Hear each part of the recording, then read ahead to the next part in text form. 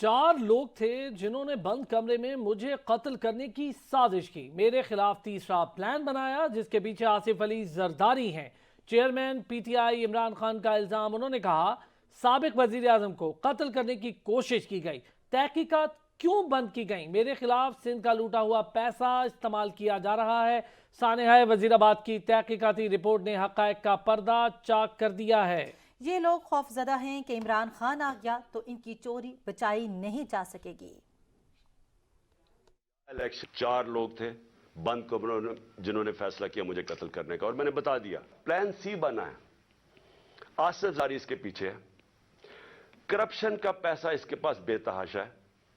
सिंध हुकूमत से ये बकायदा सिंध हुकूमत से जो पैसा लूटता है वो या इलेक्शन के ऊपर लगा देता है या सेनेट के इलेक्शन में एमपीज को खरीदने पे लगा देता है। एक दहशतगर्द तंजीम को इसने पैसा दिया है। 3 तरफ ये फैसला हुआ है और इन्होंने अगली वारदात करनी है। मैं आज अपनी कौम को बता रहा हूं। रजीम चेंज के बाद पता था मेशत खराब हो गई तो फिर संभालना मुश्किल होगा। पता था कि सियासी इस्तेहकाम नहीं होगा तो मेशत गिर जाएगी।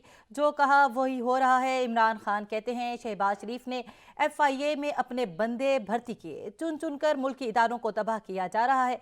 जो मेशत के साथ उन्होंने किया है, कौम चुप नहीं बैठेगी। कोशिश की जा रही है कि हम डर के उनकी बात मान लें, ऐसा नहीं होगा।